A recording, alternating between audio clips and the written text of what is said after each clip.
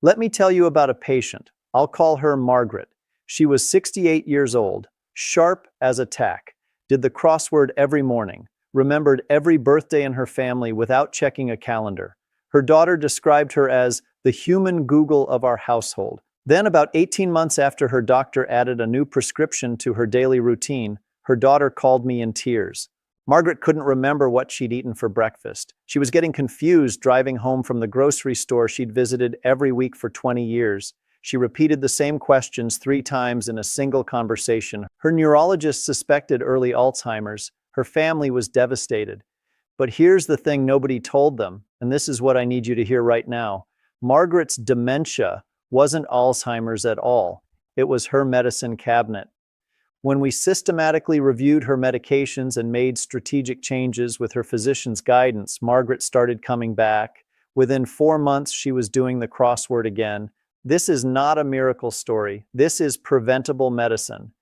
And today, I'm going to walk you through the 9 most common medications that could be quietly, invisibly stealing your memory, ranked from commonly overlooked all the way to the most dangerous combination most doctors never warn you about. I'm Dr. Franklin, and this video could be one of the most important 20 minutes you spend this year. One quick thing before we dive in, stay with me all the way to number 1, because number 1 isn't a single medication at all. It's a hidden pattern that affects millions of seniors right now, and almost nobody is talking about it. Let's get into it. Now, I want to be clear about something before we go through this list. I am not telling you to stop your medications. Please do not do that without speaking to your physician. What I am telling you is that you have every right to ask questions, to understand what's going into your body, and to advocate for the health of your brain. Knowledge is not dangerous. Silence is. Also, drop a comment below right now. Tell me, are you over 60? What medications are you currently taking? I personally read through comments and I want to understand what you're dealing with. Your experience might help someone else watching this today. All right, number 9, medication number 9, diphenhydramine. Here's a question. How many of you have a small bottle of Benadryl in your nightstand right now? I'm guessing it's a lot of you, and I completely understand why. It's cheap, it's over the counter, it says sleep aid right there on the package. What could be more harmless? Here's what that little pink pill is actually doing inside a brain over 60. Diphenhydramine belongs to a drug class called anticholinergics, and that word is going to come up a lot in this video, so remember it. Anticholinergics work by blocking a neurotransmitter called acetylcholine, which is the brain's primary messenger for forming memories, maintaining focus, and staying alert. When you're young, your brain has plenty of acetylcholine to spare. When you're over 60, you're already running on a lower baseline. Block even more of it with a nightly Benadryl, and the impact is significant. A landmark study in the Journal of the American Geriatric Society found that older adults using diphenhydramine regularly faced a substantially elevated risk of cognitive decline, with measurable shrinkage in memory-related brain regions identified in neuroimaging studies. The sneaky part? It hides in dozens of products you don't even think of as antihistamines. Anything labeled PM, nighttime relief, or sleep formula almost certainly contains diphenhydramine. What to do instead? For allergies, ask your doctor about second-generation antihistamines like loratadine, Claritin, or cetirizine, Zyrtec. These don't cross the blood-brain barrier the same way. For sleep, we'll talk about safer alternatives later in this video. Medication number 8, proton pump inhibitors, PPIs. Raise your hand if you've been told you need to take an acid reflux pill every single morning, and you've been doing it for years without anyone ever suggesting you try to stop.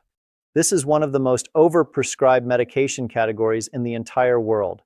And the problem isn't just that people are on them, it's that they're on them indefinitely, when most were designed for 8 to 12 weeks of use.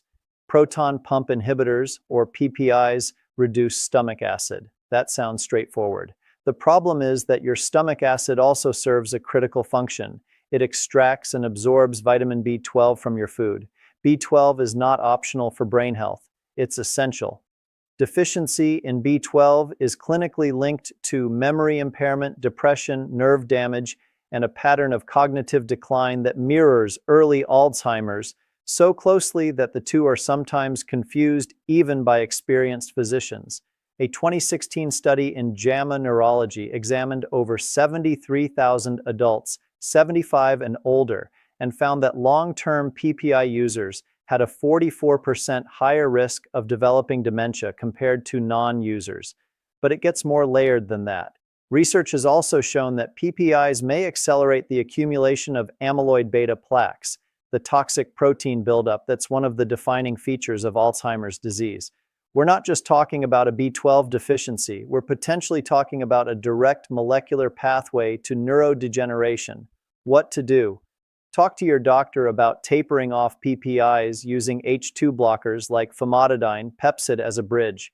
Dietary changes, smaller meals, avoiding late-night eating, elevating the head of your bed slightly, can dramatically reduce reflux symptoms naturally. And if you stay on PPIs long-term for genuine medical need, make sure your B12 and magnesium levels are tested regularly. If you're still here with me and finding this helpful, take a moment to type 8 in the comments. It lets me know you're watching and getting value from this. Medication number 7, bladder control medications. This one genuinely frustrates me, not because of the medication itself, but because of how little patients are told about it. Overactive bladder is a real issue. It's embarrassing, it disrupts sleep, it affects quality of life. And when a doctor hands you a prescription for oxybutynin and tells you it'll help, you take it. Of course you do. What almost nobody explains is this. Oxybutynin is one of the strongest anticholinergic medications in common clinical use. It doesn't just work on your bladder. It crosses the blood-brain barrier with remarkable ease and directly interferes with the same acetylcholine systems responsible for your memory and learning. Studies have shown that the hippocampus, the brain's memory filing center, actually demonstrates measurable volume reduction in long-term anticholinergic users. We're talking about a physical structural change, not just foggy thinking. Brain tissue. A comprehensive 2019 study published in the British Medical Journal found that seniors who use strong anticholinergic medications like oxybutynin for more than 1 year had a 49% higher risk of dementia diagnosis, nearly 1 in 2. Here's what makes this particularly heartbreaking. The early cognitive symptoms, forgetting appointments, misplacing objects, losing words mid-sentence, are almost universally chalked up to just getting older. The medication never gets questioned. The good news, newer bladder medications like mirabegron, mirbitriq, work through an entirely different mechanism, beta-3 adrenergic agonism, and carry dramatically less cognitive risk. If you're on oxybutynin and you've noticed mental changes, please have this specific conversation with your urologist or primary care physician. Medication number 6, benzodiazepines. I want to pause here for a moment because this next category is one that people have very strong feelings about, and understandably so. Benzodiazepines, or benzo, have helped millions of people manage severe anxiety, panic attacks, and sleep disorders. For many people, they felt like a lifeline at a desperately difficult time. I am not dismissing that. What I am asking you to do is hear the science. Benzos work by amplifying a brain chemical called GABA, your natural calm-down signal. They're remarkably effective at producing short-term relief. The problem is what happens when that mechanism stays switched on for months or years.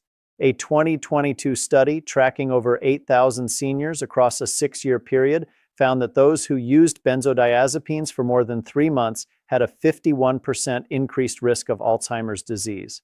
The risk was highest for long-acting formulations like diazepam, which accumulate in fatty tissues, including brain tissue, over time. Here's the biological explanation. When GABA is chronically over-amplified, your brain starts reducing its own natural activity and response. Neuroplasticity, the brain's ability to form new connections, learn, and adapt, begins to deteriorate. Memory encoding slows, emotional regulation falters. The brain that was being calmed begins to lose its capacity for dynamic response.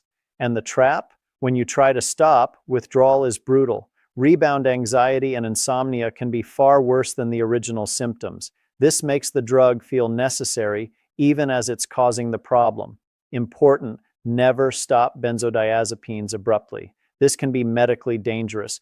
Work with a physician on a slow, supervised taper over weeks or months.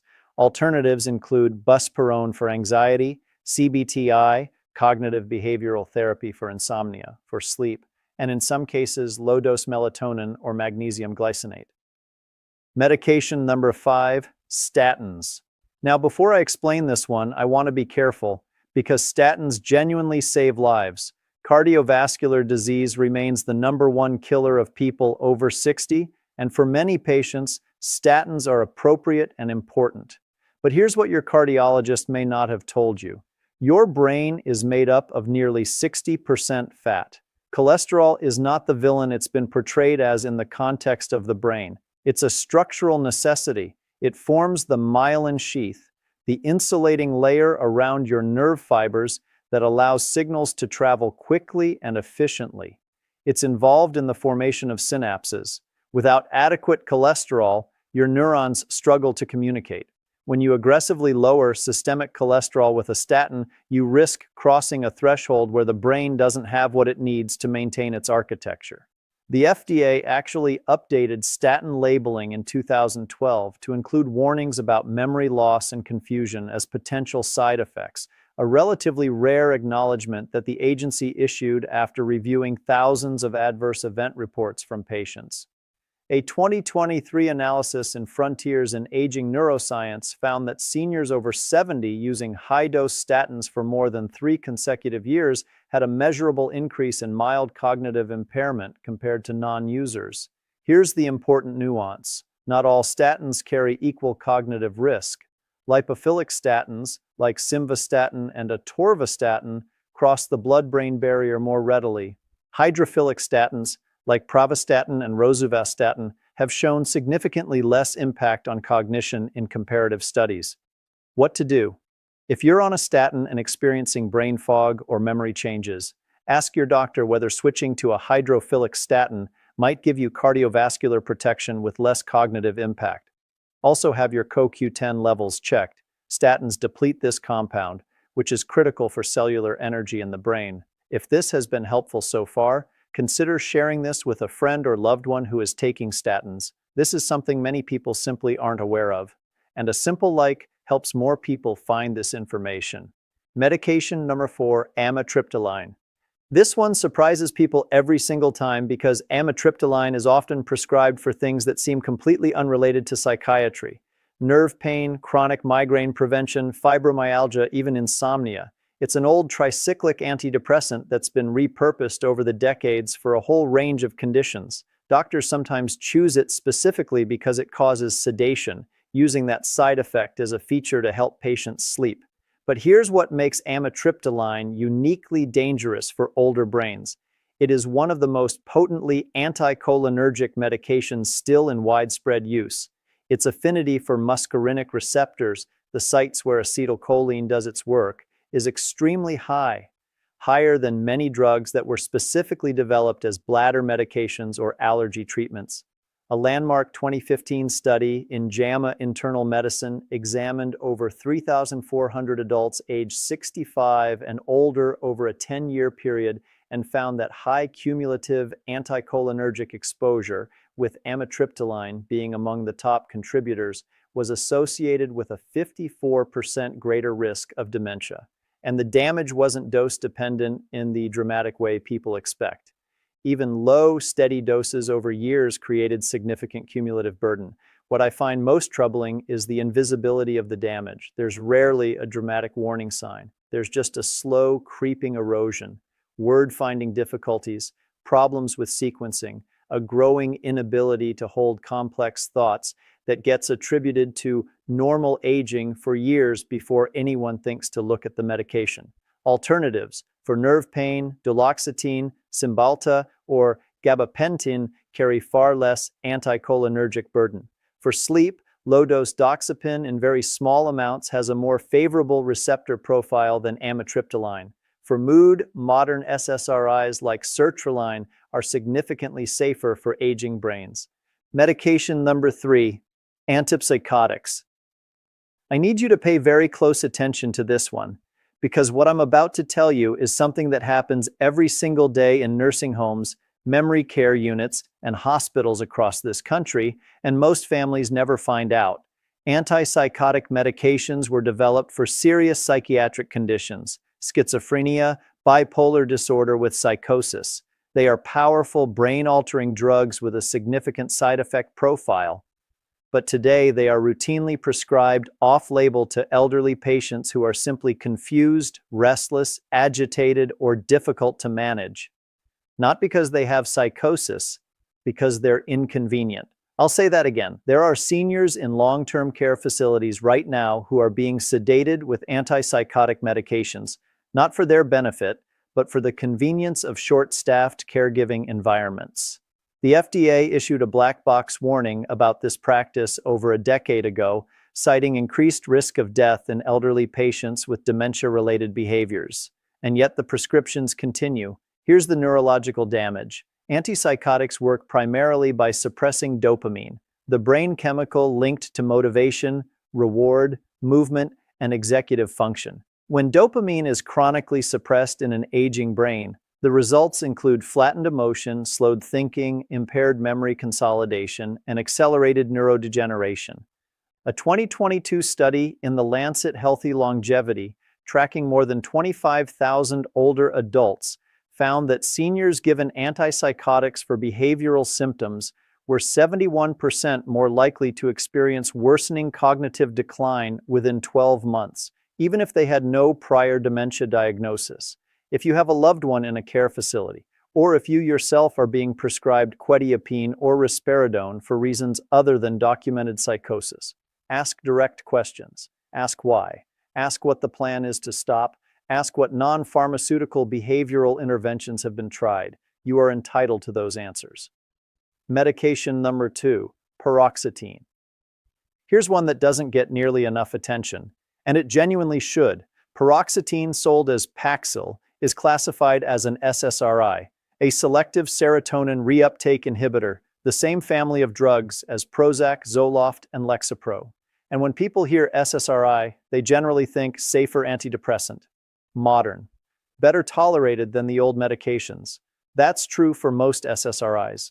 Paroxetine is the exception. Unlike every other SSRI, paroxetine has significant anticholinergic activity. That one pharmacological quirk separates it entirely from its siblings. While Zoloft and Lexapro leave acetylcholine largely undisturbed, Paxil interferes with it in a way that much more closely resembles the older tricyclic antidepressants. A comprehensive 2021 review in Frontiers in Psychiatry found that elderly patients on paroxetine showed measurable declines in short-term memory and verbal recall within the first year of treatment, declines not observed in patients on other SSRIs at comparable doses. The American Geriatric Society has placed paroxetine on their Beers criteria, an official list of medications considered potentially inappropriate for older adults, specifically because of this cognitive concern. The frustrating part is that paroxetine is often prescribed specifically to older adults for anxiety and depression, the very population it poses the most risk to. The fix is simple in concept. If you're on Paxil and you're over 60, ask your physician whether switching to sertraline, Zoloft, escitalopram, Lexapro, or another SSRI might offer equivalent antidepressant benefit without the anticholinergic cognitive burden. Most patients transition successfully with careful tapering. Medication number 1, anticholinergic polypharmacy. All right, we've made it to number 1, and I told you at the beginning of this video that number 1 wasn't going to be a single medication. I want to explain exactly why, because I think this is the most important thing I'll say in this entire video. Every medication on this list taken alone might cause only mild, barely noticeable cognitive effects in some people. A little more brain fog, a little more forgetfulness, easy to dismiss, easy to attribute to age. But here's what happens in the real world. Seniors don't take one medication. The average American over 65 takes 4 or more prescription medications daily. Many take 6, 8, 10, or more. A combination of prescriptions, over-the-counter drugs, and supplements, often prescribed by multiple different doctors who may not have full visibility into each other's prescriptions. When several of those medications carry anticholinergic properties, they don't just add to each other's effect. Research suggests they can multiply it.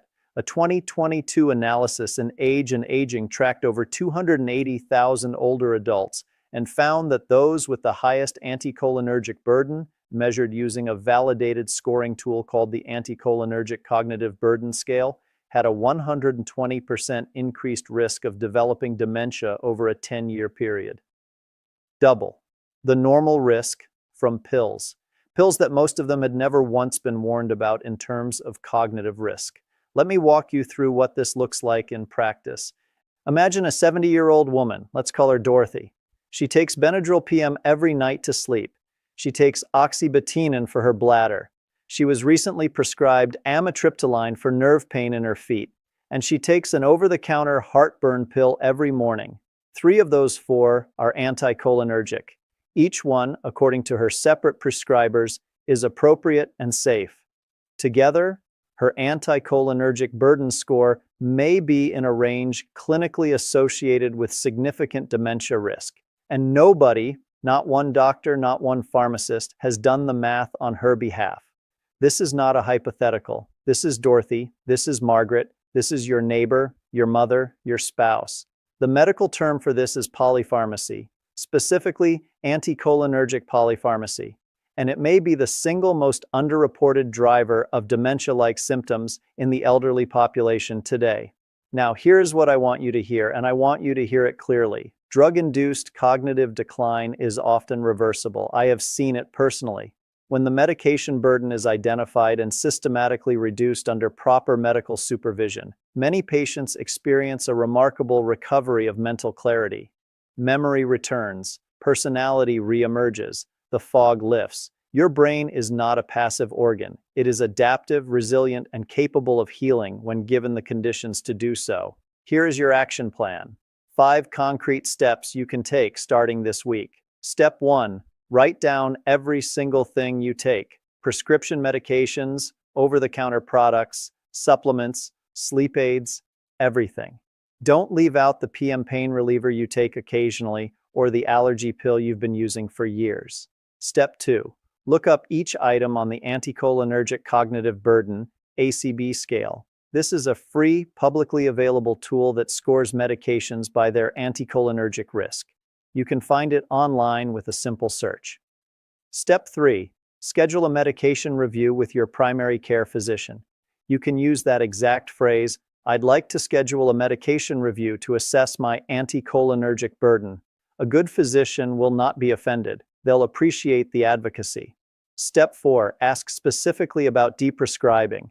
This is the intentional, supervised process of tapering off medications that are no longer necessary or that carry unacceptable risk. It is a legitimate and growing field of geriatric medicine. Step 5. If your doctor is dismissive, get a second opinion. You are not being difficult. You are being responsible about your own health. A geriatric pharmacist, yes, that is a specialization that exists, can also perform a comprehensive medication review. Before you go, I want to hear from you. Which of these 9 medications are you or someone you love currently taking? Have you noticed any of these symptoms? Brain fog, memory lapses, personality changes, confusion, and never connected them to a medication? Have you had a doctor dismiss your concerns about cognitive side effects? Tell me in the comments. I read them. This community reads them. And sometimes the most important thing is simply knowing you're not alone, and that what's happening to your mind isn't inevitable. If this video helped you today, please share it. Send it to a family member, post it in a group. The person who most needs to see this probably isn't going to search for it on their own. You might be the reason they find it. I'm Dr. Franklin. Thank you for spending this time with me today. Your brain is worth protecting, and now you have the tools to start. Stay sharp, stay informed, and I'll see you in the next one.